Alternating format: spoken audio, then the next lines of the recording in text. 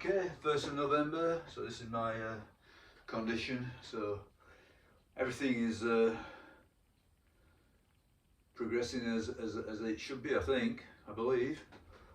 Not got any drop off in strength or performance, or I feel pretty good actually. I think I'm doing myself a lot of good, so I don't feel any sort of like deprivation from this this cutting phase so far.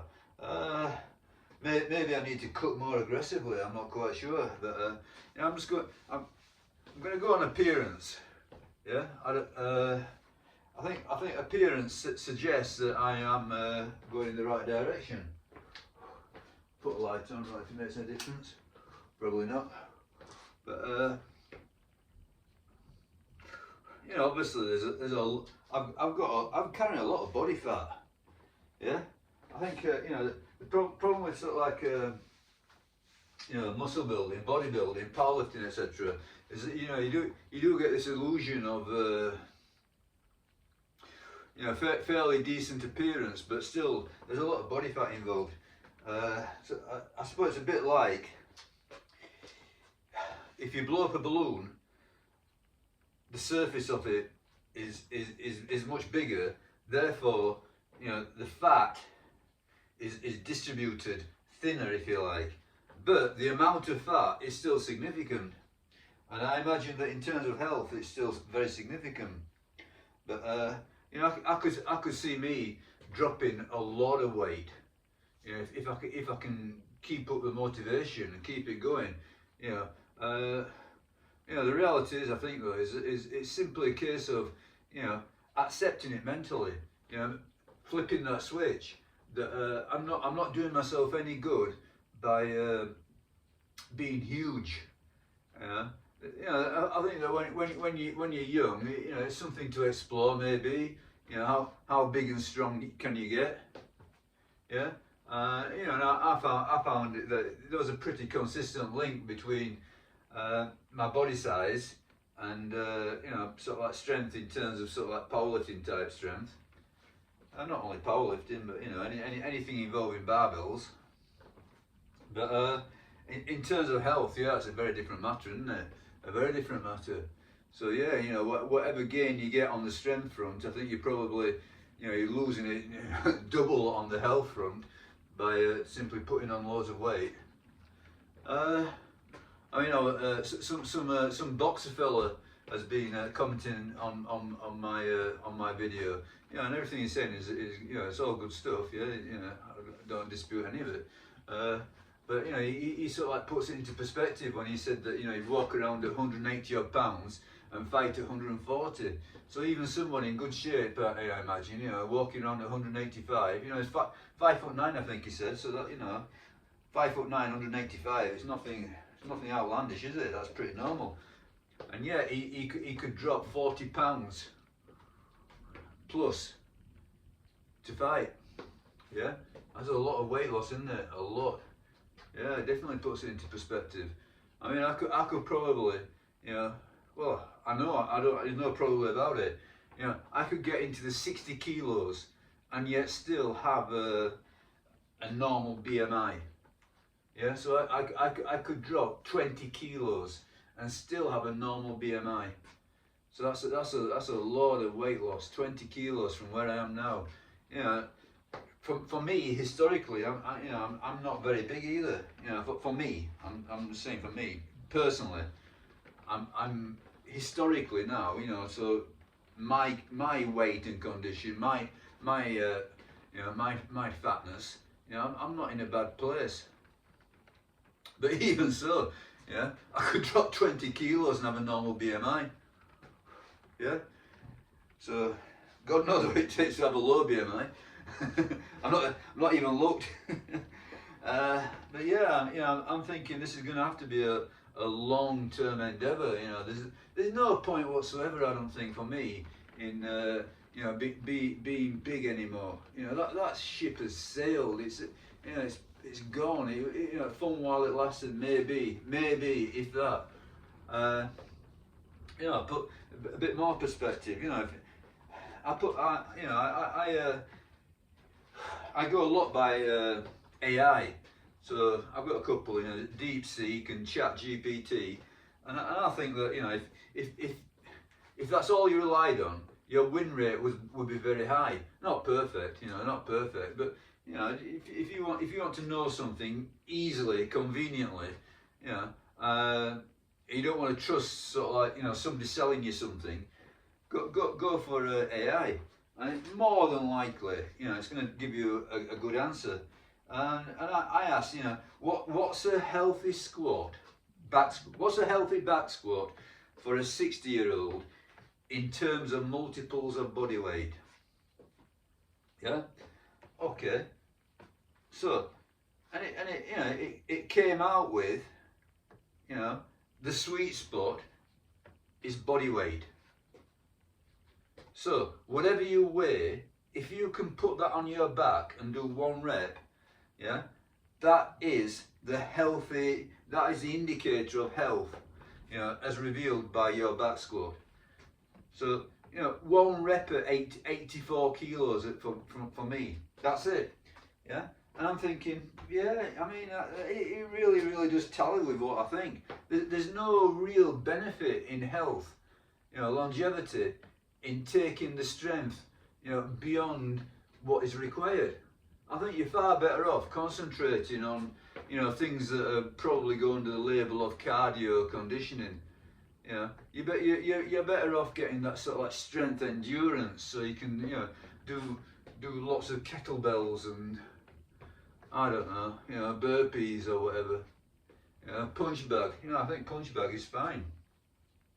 A rowing machine, all loads and loads of things like that are probably, in terms of health and longevity, in other words, what really matters at this point, that is probably far more beneficial than having, a double bodyweight deadlift or a triple bodyweight deadlift or a triple bodyweight squat or a bench press double bodyweight or whatever. Any of those numbers, they're frivolous. Yeah, they are. They're frivolous. They're like having long fingernails or long hair or whatever. In the grand scheme of things, they don't matter. They're not doing anything for you past a certain point. Yeah, and the problem is that you dedicate yourself to these huge numbers on powerlifts or whatever, at the expense of doing what will benefit you, which I think is loads and loads of cardio. Yeah, I'm not saying there's no particular mode. You don't have to be a good runner, a good biker, a good rower. You don't have to be good at punch bags or skipping or whatever. It's whatever cardio you want to do. But as I understand it, what you've got to concentrate on is a triangle. So if you think about it, the base of the triangle is long cardio. Yeah. So that's a zone 2 stuff. That's a long cardio, and the peak of the triangle is very intense cardio. So the bigger the area of the triangle, the better your cardio is. And I think that's what that's what matters much more than any other factor beyond certain fairly mediocre levels. So yeah, I mean, if you can't squat your body weight, probably a very good idea to work on that. But once you can squat your body weight, then there's not a great deal of benefit in going much further.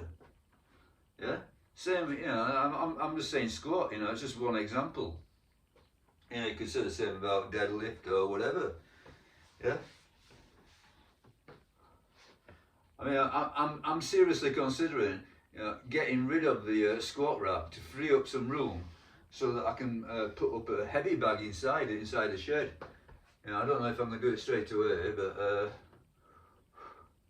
basically my squatting now, I can do it with a sandbag, which I'm really into that sandbag squatting, and kettlebells. So I'm thinking, yeah, I might get rid of the squat rack altogether and hang a heavy bag there. I said, definitely, it's on the, it's a thought. So yeah. You know, it's end of the day, everybody chooses their own path.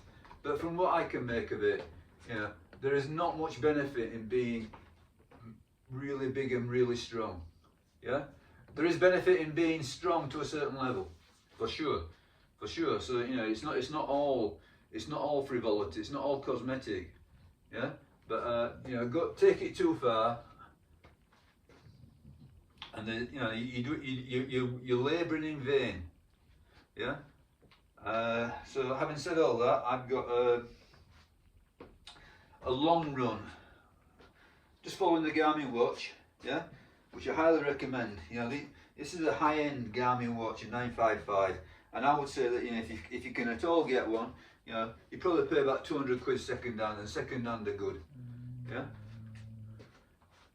But if you can at all get one, I'd really recommend you get one. It takes all the guesswork out of it. You'll not overtrain. It will stop you. It will slow you down. It will tell you when you're doing too much. It will tell you when you're not doing enough. It will keep you in that sweet spot. You know, what's good for you. Yeah, very individualised. So you're not guessing. And it's telling me today, long run, 1 hour 20 minutes, 132 beats per minute, and that's what I'm going to do. Okay. But yeah, that's my state, being, you know, jabbering on again, and I feel really good actually. Yeah, I feel definitely, you know. So I think that, you know, the approach that I'm taking, you know, it might not be, you know, the straight line A to B, fastest possible, you know, weight loss. But I think it's very sustainable. So you know, I seem to have got down to a decent pattern of 3 meals a day. Breakfast is quite minimal, so it'll be 300 or 400 calories, and it's be almost purely carbs. So I think today I had a banana and 2 slices of bread. That's it. Yeah. So breakfast is very minimal. So that gives you sort of like, you know, a bit of rocket fuel, a bit of dragster fuel for the training. And then post training, it will be something like a decent protein source. Yeah, at least 50 grams of protein, you know, and a little bit of carbs. Yeah, so pretty, you know, sort of like top up your carbs to a certain extent. And then at about 4 o'clock-ish, well, it's pretty precisely 4 o'clock recently, 4 o'clock I'll have something like a significant volume of food, but it will all be low calorie, sort of like, you know, lots of salad, cottage cheese, I don't know, beans, lentils, chicken, that sort of stuff. So, and that'll be it. That's it. Yeah. So it's definitely a restricted diet, calorifically restricted. You know, the protein's low, really. You know, I don't say that is a good thing, but I think as a temporary measure, you know, just get this ball rolling. You know, temporary measure. You know, fat is very low, really. Yeah. But I think that is, you know, it feels really good. Yeah, it does. You know, I'm not saying it's perfect as regards fat loss. I'm not saying it's perfect as regards muscle building or muscle retention, but I feel really good on it. Yeah, and I'm going to say, you know, the preponderance of vegetables and carbohydrates is the reason for that. Yeah. The only exception that I'm making so far to all of this is Sunday. So Sunday I don't train. You know, I usually do a few sort of like, you know, household tasks like wash the car, go shopping, get some stuff over and done with.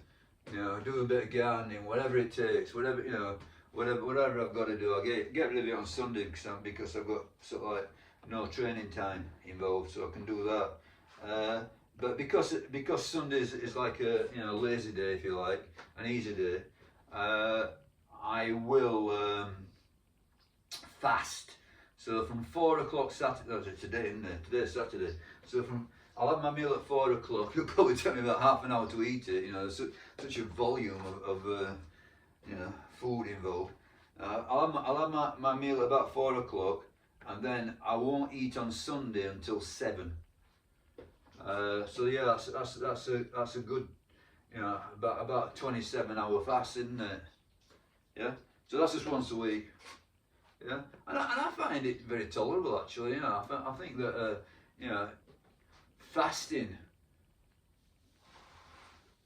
You know, it's you know, there is a bit of a battle to it, but there's also you know you do feel pretty good about it. And that meal at the end is very welcome. But yeah, I think the other positive about this is that, you know, food never tastes better. Yeah, when you're restricting your food, it tastes wonderful. Yeah, yeah. I'm not going to pretend it's all wonderful fantasy island unicorns and rainbows. You know, it's restriction. You know, there's a bit of deprivation involved, but you know, mentally, I think I've got my head around it so far. Okay, leave it at that. So cheers. Thanks for all who make comments on my videos. You know, I really, you know, I take it all in. Even the negative stuff. You know, even people telling me I'm 35% body fat. Yeah, I don't think I'm 35% body fat. You know, I think 35% is a little bit too much. But don't know. Yeah, I don't know exactly. I'm going to guess about 25%. Yeah, tell me in the comments if you think that, you know, I'm kidding myself. You know, am I well over 25% body fat? Yeah, and I could be. I'm not saying. You know, that's how I'm just guessing really. Yeah, you know, only really know, you know, how far I can get down. I suppose that'll be the measure of it. Okay, bye.